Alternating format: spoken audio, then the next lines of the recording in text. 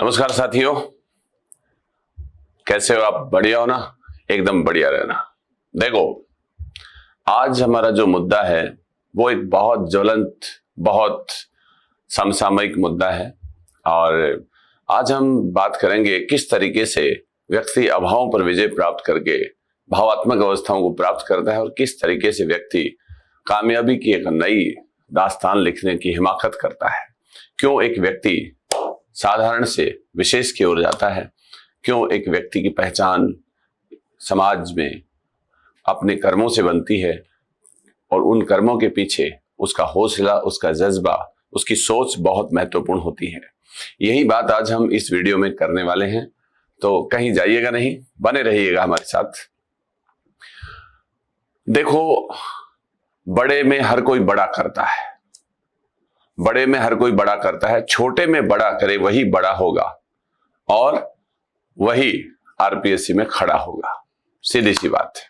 ये बात है राजस्थान लोक सेवा आयोग के द्वारा विज्ञापित भर्ती स्कूल लेक्चरर जो की पद आई हैं, उसमें ऊंट के मुंह में जीरा जैसी कहावतें चल रही हैं कि ऊंट के मुंह में है जीरा।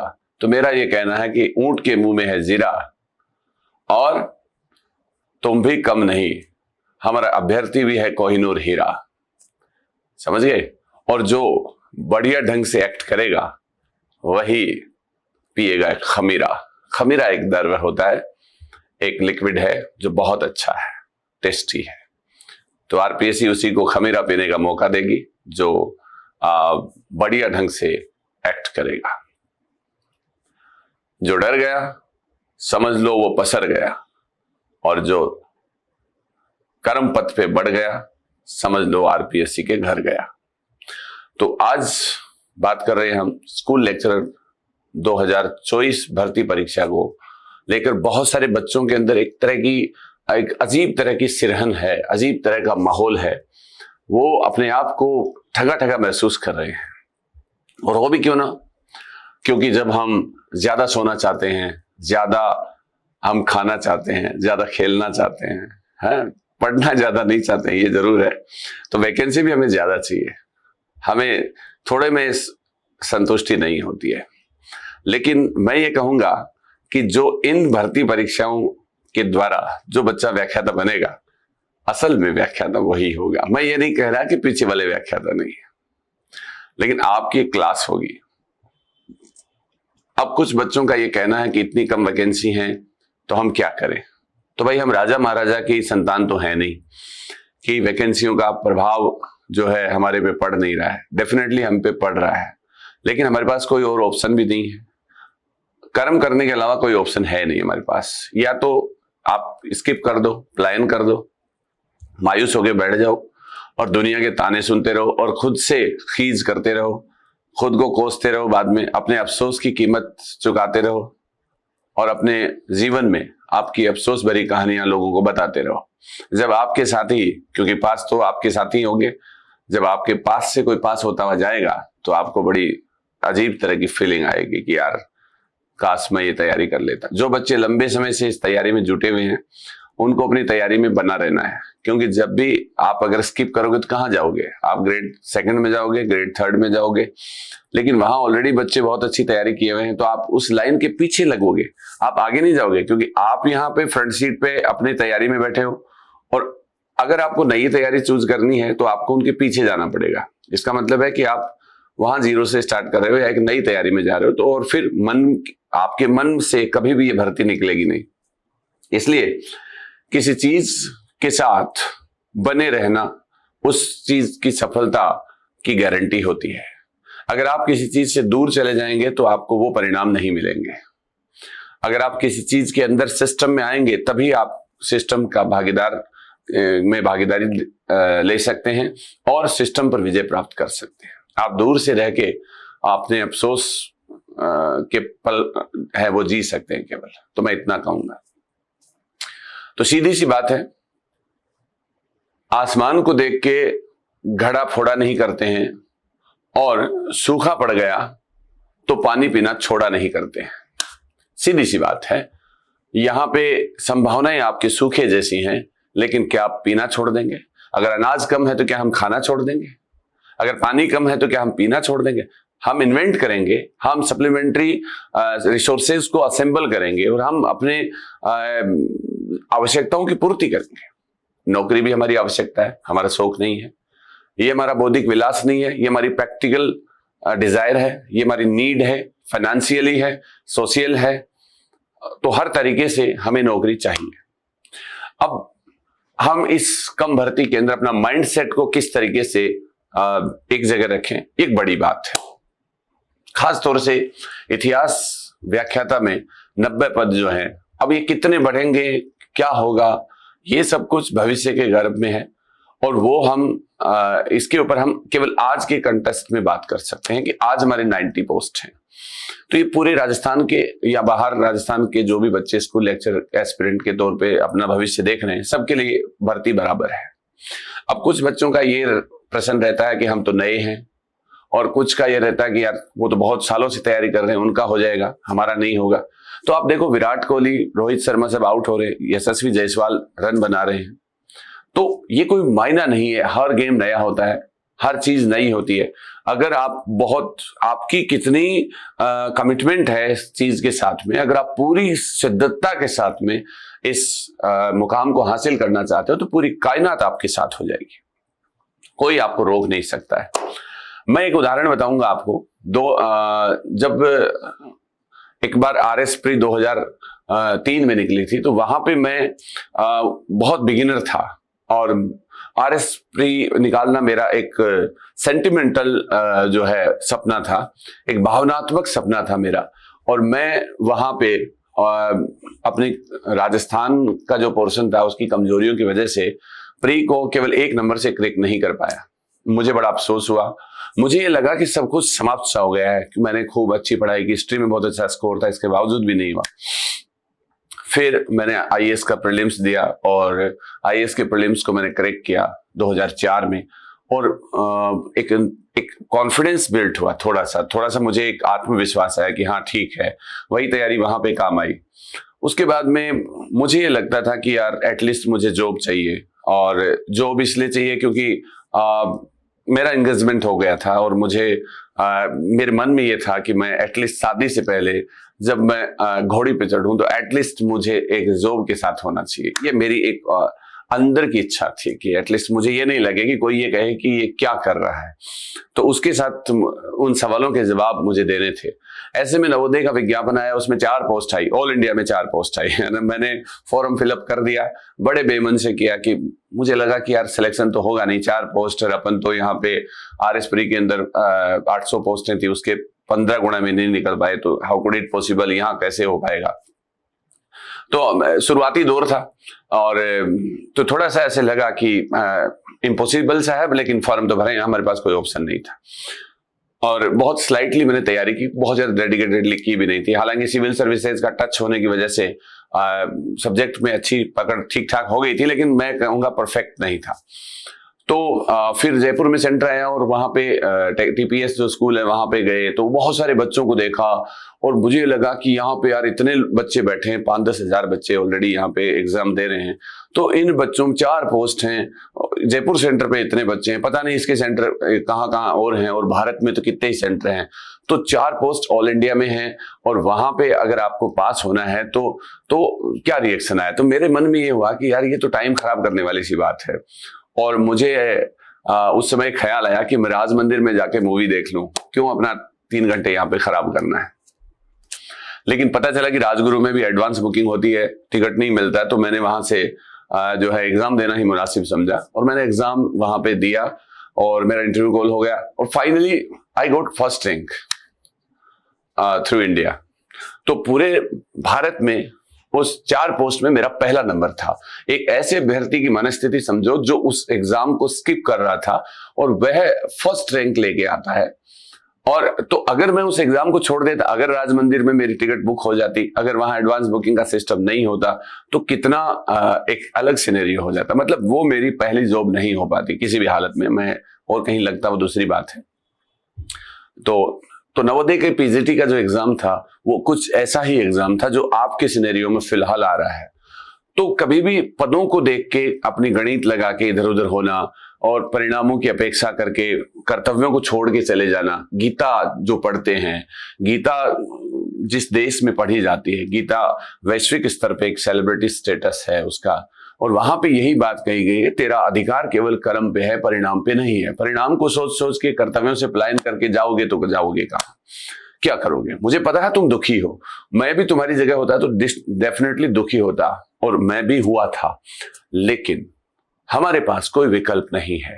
हमें चंद्रगुप्त मौर्य को देखना चाहिए, कितनी विकट परिस्थितियों में एक साधारण सा व्यक्ति जो है वो मौर्य साम्राज्य का फाउंडर बनता है, नन डायनेस्टी को डिस्ट्रॉय कर देता है। हर्षवर्धन की कितनी विकट परिस्थितियां रही थी, उसकी बहन का हस्बैंड जो है वो मार दिया गया, उसके भाई को मार दिया गया, उसके पिता की मृत्यु हो गई, उसकी माता ने आत्मदाह कर लिया, उसकी बहन सती होने के लिए भाग रही थी। ऐसी परिस्थितियों में उसने सब कुछ रिस्टोर किया और वर्धन साम्राज्य को पुष्पित पल्लवित किया। तो कितना कुछ हम सीखते हैं इन सब चीजों से, और किस तरीके से जो है खलजियों का देखिएगा आप, जैसे कि शुरुआती लेवल में जो गुलाम वंश था, उसके बाद में जो खलजी वंश आया, तो खलजी जो है वो एक साधारण रक्त के मुसलमान थे, और उन्होंने किस तरीके से सत्ता के ऊपर कब्जा किया और बड़ी मजबूती के साथ अलाउद्दीन खिलजी जैसे प्रशासक दिए यहाँ पे। और उसके बाद में बाबर को देख लीजिए आप, बाबर कितना घुमंतु जीवन जिया उसने, कितना, जब उनके पास कुछ भी नहीं था, फरगना भी उनके हाथ से निकल गया था, और समरकंद जीतने की चाह में बाबर ने कितने पापड़ बेले, लेकिन नहीं हुआ, और फाइनली बाबर को भारत का साम्राज्य मिला, यानी ग्रेड फर्स्ट मिल गई उसको। तो एक तरीके से रेयर था, इम्पॉसिबल था। इब्राहिम लोदी बड़ा आदमी था, दिल्ली सल्तनत का एक वैभव था, और ऐसे में महाराणा सांगा है, ये इब्राहिम लोदी हैं, ऐसे लोगों से भिड़ना बाबर के बूते की बात नहीं थी। अगर बाबर ये सोच के बैठ जाता कि मैं इतने बड़े साम्राज्य के सामने कैसे जीतूंगा, तो कदापि बाबर मुगल साम्राज्य का फाउंडर नहीं बनता। तो बाबर ने कैसे रिस्टोर किया, और बाबर ने किस तरीके से एक विकट परिस्थितियों में भारत में मुगल साम्राज्य को फाउंड किया था, किस तरीके से महाराणा प्रताप ने अकबर जैसे बड़े सम्राट के सामने मुकाबला किया और अपनी अस्मिता को बचाया और अपने स्वाभिमान को बचाया। तो आज जिनकी कहानियां हम पढ़ रहे हैं, जो रेयर हैं, जो लोग सेलिब्रिटी हैं, उनके सबके जीवन में बहुत संघर्ष था, अल्पता थी, रेयरनेस थी, और उसी की वजह से फिर वो बिल्ट हुए और फाइनली एमर्ज होके टॉप पे गए। कहानियां दूसरों की सुन सुन के कब तक तालियां बजाते रहोगे, कब तक तालियां बजाते रहो? अपनी कहानी लिखो, अपनी कुछ ऐसी करिश्माई कहानी लिखो जिससे कि लोग आपकी नजीर दें और आपके नजारे जो हैं वो पूरी दुनिया को पता चले और आप दुनिया की नजरों में उठ जाओ।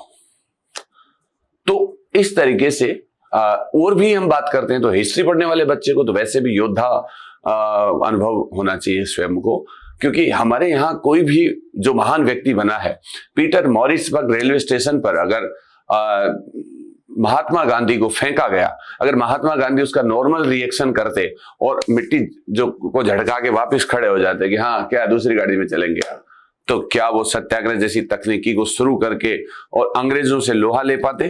क्या वो भारत को आजाद करा पाते? क्या भारत 1947 में ही आजाद हो जाता? तो कहने का मतलब महात्मा गांधी महात्मा इसलिए बने क्योंकि उन्होंने उन रेयर जो अपॉर्चुनिटीज जो थी उनको इन्वेस्ट किया और उन्होंने एक चुनौती के रूप में लेके उनका प्रत्युत्तर देके और उत्तम मानव संसाधन के रूप में अपने आप को स्थापित किया था। नेपोलियन बोनापार्ट एक सैन्य अधिकारी से शुरू होके और किस तरीके से प्रथम कॉन्सुलेट बन गया और फिर सम्राट बन गया और कितना वैभवशाली राजा बना। फ्रांस के अंदर नजीर दी जाती है, उसके जैसे योद्धा हुए नहीं, बहुत कम हुए लोग। ऐसे ही हम बात करते हैं तो हिटलर कितनी विपरीत परिस्थितियों में था, उन्हें अकेडमी से निकाल दिया गया वियना से, और कितने पापड़ बेले उन्होंने, फाइनली वो कितना बड़ा टेरर उनका जो है एस्टेब्लिश हुआ था। भले ही वो तानाशाही थे लेकिन एज ए पर्सनालिटी वो बहुत यूनिक आदमी थे। सबसे बड़ी बात हिटलर की ये थी कि वो निर्णय लेने में बहुत तेज थे, वो एटवंस निर्णय लेते थे। हमारे यहाँ पर अगर व्यक्ति को ये कह दिया जाए कि आपको निर्णय लेना है या गोली खानी है तो लोग ये कहेंगे मुझे गोली मार दो लेकिन मेरे से डिसीजन नहीं होगा। ऐसे बहुत सारे लोग हैं। गीता जिस देश में लिखी गई और वहां पे किंग कर्तव्य विमूढ़ता से दूर होकर व्यक्ति को निर्णय लेने के लिए जो है एक निर्देश दिया गया, जो निष्काम कर्मयोग का, उस देश में निर्णय लेने की क्षमता आज भी नहीं है लोगों में। और इस तरीके से दो चीजों के बीच में झूलते रहने से बेहतर है कर्म करो।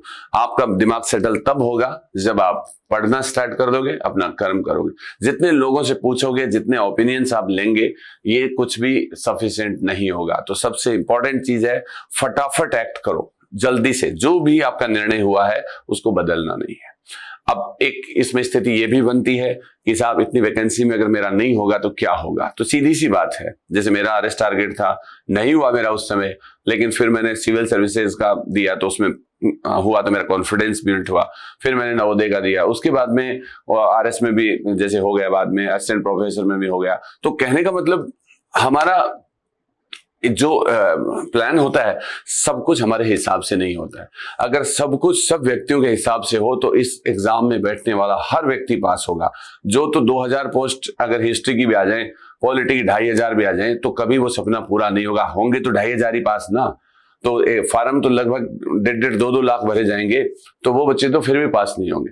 बस आपको कहीं ये ना लगे कि आप बाद में ये कहें कि वो फला आदमी भी मेरे साथ ही तैयारी कर रहा था, मैंने उस दिन स्किप कर दिया, तो आपको बुरा लगे उसका नाम सुन के, या वो नजदीक से निकले। तो जिस प्रकार से आप रेट की गाड़ी में बैठे होंगे और वहां से आपके पास से हैरियर निकल जाए, तो थोड़ा सा ऐसा होगा कि यार ये लो साहब, मैं तो यहाँ पे बैठा हूँ, i20 में बैठा हूँ और मेरे पास से तो हैरियर निकल गई। तो आपको उस हैरियर का अफसोस होगा कि मैं भी इस हैरियर में बैठ सकता था, आज मैं i20 में ही बैठा हूं। तो ऐसा अफसोस आपको बिल्कुल नहीं हो। इसका एक ही जो है साधन है, एक ही रास्ता है कि आप अपने निर्णय पे अडिग रहें। वैकेंसियां बढ़ भी सकती हैं, वैकेंसियां कम भी हो सकती हैं, आरपीएससी विज्ञापन में साफ साफ लिखती है ऊपर। अब आगे क्या होना है वो पता नहीं। आज मान लो आप कम वैकेंसी देख के स्किप कर गए, कल को आरपीएससी ने वैकेंसी बढ़ा दी और 2-3 महीने बाद बढ़ा दी, तो फिर आप उस लाइन में नहीं आ सकते हो, क्योंकि तब तक आपका ट्रैक रिकॉर्ड खराब हो गया, आप और कहीं चले जाओगे, फिर उसको छोड़ के आप वापिस इधर आओगे। तो पहले आप उस लाइन में सबसे पीछे जा रहे हो रेट में या ग्रेड सेकंड में, अब उसको छोड़ के वापस से आप 4 महीने बाद आ रहे हो, तो फिर से आप फिर लाइन में, तो आप हर लाइन में पीछे ही महसूस करोगे खुद को। इसलिए अपने निर्णय को, आपने जो निर्णय लिया है, आपसे बेहतर आपको कोई नहीं जानता है, और आप अपने हिसाब से अपना निर्णय लीजिएगा और उसमें बाकायदा अच्छा कीजिएगा। तो इस तरीके से वक्त जाया नहीं करें, और वक्त जाया करोगे तो वक्त जो है वो सांप की लकीरों की तरह होता है, कि जैसे सांप की लकीरों को देख के अफसोस होता है कि अगर मैं वक्त पे आता तो सांप को पकड़ पाता, देख पाता, या जो कुछ भी करता वो मैं करता। नेपोलियन बोनापार्ट ने कहा था कि मैंने वक्त को जाया किया, वक्त ने मुझे जाया कर दिया। तो वक्त की कीमत जरूर करनी है, क्योंकि वक्त निकल जाएगा। ऐसी बातों में ही महीने 2 महीने तो आप ऐसे ही खराब कर दोगे, फिर आरपीएससी एग्जाम डिक्लेयर कर देंगे। तब तक आपके साथी हैं वो एक ऐसी जगह पे खड़े हो जाएंगे जहां पे आपको फिर जलन होना स्वाभाविक है। इस जलन से बचने का बेहतर तरीका यही है, सिस्टम ने जो कुछ आपको दिया है उसका आप यथोचित सम्मान करो, और आप किसी से कम नहीं हो इस भाव के साथ आप पढ़ो। यशस्वी जायसवाल 50 बना सकता है, 100 बना सकता है, स्टार प्लेयर फेल हो सकते हैं, तो तुम वही यशस्वी जायसवाल हो, तुम वही स्टार प्लेयर हो। और कोई भी व्यक्ति का दिन और जो उसकी मनोदशाएं जो हैं वो वक्त और परिस्थितियों के हिसाब से बदलती रहती हैं। बस आप ज्यादा भूख के साथ में पढ़ेंगे तो आपको हासिल ज्यादा होगा, और अगर आप कंफ्यूजन के साथ में पढ़ेंगे तो आपको हासिल कम होगा। दिन रात सबको एक जैसे मिलते हैं, और फर्क केवल व्यक्ति की रणनीतियों का, उसके सैक्रिफाइसेस का, उसके निर्णयों का और उसकी ईमानदारी का होता है। अगर आप ईमानदारी से, सदासयता से और करेज के साथ में और भविष्योन्मुखी सोच के साथ में अगर आप पढ़ेंगे तो निसंदेह आपको बहुत ही अच्छा परिणाम मिलेगा। अब हिटलर जब सेकंड वर्ल्ड वॉर में जीत रहा था, 3 साल तक उसने क्लीन स्वीप कर दिया एक तरीके से, मोटे मोटे तौर पे। उसके बाद में ब्रिटेन फ्रांस लगभग बर्बाद हो गए थे। अगर ब्रिटेन फ्रांस ये सोच लेते कि हमारी नियति में बर्बाद होना लिखा था, हिटलर ने बर्बाद कर दिया, सरेंडर कर दो, तो सब कुछ करने के बाद भी ब्रिटेन के चर्चिल जो थे, उन्होंने ऐसा जोशीला भाषण दिया था पार्लियामेंट में, और उसके बाद में उनके बाहर जहां भी उनको मौका मिला, उन्होंने जनता को, ब्रिटेन की जनता को, उनके सोल्जर्स को दोबारा से खड़ा कर दिया, और वो खड़े हो गए और ब्रिटेन ने वापस पासा पलट दिया और हिटलर मुसोलिनी को सेट कर दिया, और सेकेंड वर्ल्ड वॉर जो है वो ब्रिटेन, फ्रांस और मित्र देश अमेरिका वगैरह जो है, रसिया, ये सब जीत गए और उनकी हार हुई। तो मसला ये है कि आप अगर उम्मीद छोड़ दो तो फिर कुछ नहीं हो सकता है। मन के हारे हार है, मन के जीते जीत है। तो इसलिए अच्छा, एक ये भी है कि अगर आपने ये भर्ती दी, ईमानदारी से दी, और मान लो आपका सिलेक्शन नहीं भी हुआ तो कोई बात नहीं, आप इतना हासिल कर लोगे कि नेक्स्ट भर्ती जो है उसके अंदर आप शीर्ष वरीयता पे जा सकते हो। आप भूल जाओ कि ये भर्ती निकली भी थी। अगर जिन बच्चों को ये लगता है कि इस भर्ती में पोस्ट कम है तो क्या करें, तो उनको केवल एक मॉडल टेस्ट पेपर देने जाना है, ऐसे भाव के साथ तैयारी करनी है और ईमानदारी के साथ करनी है। उन्हें हिस्ट्री पढ़नी है, पॉलिटी पढ़नी है, ज्योग्राफी पढ़नी है, जो भी उनका सब्जेक्ट है वो पढ़ना है। और उसके बाद अगर वो कामयाब होते हैं तो वो एक नया इतिहास लिख चुके होंगे, और अगर वो कामयाब नहीं होते हैं तो वो नया इतिहास लिखने के योग्य बन चुके होंगे। और जो निवेश होगा, जो नेक्स्ट भर्ती होगी, या किसी जैसे पीजीटी, केवीएस में, एनवीएस में, या फिर सेना वगैरह जो है वहां पे, एकलव्य जो है स्कूलें, उनके अंदर कहीं भी आपकी जो भर्ती ओपन होगी तो उसके अंदर आपको इसमें बहुत बेहतर अपॉर्चुनिटी, एडवांसमेंट और लीडिंग मिलेगी, इसमें कोई शक नहीं है। तो पूरे मनोयोग के साथ में आपको अपने निर्णय पे अडिग रहना है। हाँ, ये होता है कि शुरुआत में कुछ ऐसी सूचनाएं आती हैं तो व्यक्ति का डिमोरलाइज होना स्वाभाविक है। वो व्यक्ति है, वो ईश्वर नहीं है, वो पूर्ण नहीं है। ईश्वर ने आपको व्यक्ति इसलिए बनाया है ताकि आप पूर्णता को प्राप्त करें। आपका चयन ईश्वर ने एक ऐसे योद्धा के रूप में किया है जो अपनी क्लास से एक्सप्लोर करेगा, जो इस दुनिया को दिखाएगा कि वो क्यों यूनिक है, क्यों आपकी कहानियां पढ़ी जाएंगी। तिलक जो था, उनको जब मांडले जेल में रखा गया तो उन्होंने गीता रहस्य लिखी थी। तो हर चीज के पॉजिटिव पॉइंट होते हैं कि गीता रहस्य लिखी उन्होंने। ऐसे अरविंद घोष हैं तो उन्होंने जो है कर्म योगिनी वगैरह को राइट किया, और उन्हें जो है श्री कृष्ण के दर्शन हुए जेल में। तो ये कुछ ऐसी उपलब्धियां, मतलब रेयर कंडीशन में भी व्यक्ति अपनी कितनी बेहतरीन अपॉर्चुनिटी को ढूंढ लेता है, अनुभव होते हैं। तो तिलक को किसी ने कहा कि आप बहुत अच्छे राइटर बन सकते हो, तो आप लेखक बनिएगा, क्यों राजनीति में जाते हैं? तो तिलक ने कहा था कि मेरा जन्म कष्ट सहन करने के लिए हुआ है, और मैं कष्ट सहन करते हुए राजनीतिक जो फील्ड है उसी के अंदर रहूंगा। उन्होंने अपना निर्णय चेंज नहीं किया। तो इस तरीके से आपको अपने शेड्यूल को या अपने निर्णय को बिल्कुल एकदम पैक रखना है, और ऐसा मानना है कि आपका जन्म जो है वो एक विपरीत परिस्थितियों में लड़ने वाले योद्धा के तौर पे ही हुआ है। ईश्वर ने आपको इसीलिए चुना है। ईश्वर की मर्जी का आप अपमान नहीं कर सकते हैं, और इस अच्छी पॉजिटिविटी के साथ में अगर आप काम करेंगे तो वो जो 4 में मैं शामिल हुआ था, मुझे नहीं पता था हो जाऊंगा क्या, किसी को नहीं पता था, किसी को नहीं होता इतनी कम वैकेंसी में, लेकिन ये मेरे मतलब एक्सपीरियंस थे। मैं जिंदगी में कई बार सोचता हूं कि यार व्यक्ति को कुछ ऐसे इंडिकेशन मिलते हैं ऊपर से जो उसको उस तरफ लेके ही चले जाते हैं। मेरी टिकट भी बुक अगर हो जाती तो मैं चला जाता, लेकिन टिकट बुक नहीं होना या फिर मेरे वो दिमाग में पहले बात नहीं आना, वो सब कुछ प्रीडिटरमाइंड था। तो ऐसे इस योद्धा कैटेगरी के जो लोग हैं, जो समुराई जो लोग हैं, जो 2024 के लिए बने हैं, उन योद्धाओं को 2024 में एक स्पेशल टर्म के अंदर स्पेशल कंडीशन में जो है एनरोल करना है। ये ईश्वर की मर्जी है, और इस मर्जी के खिलाफ जो भी जाएगा वो अधर्मी होगा।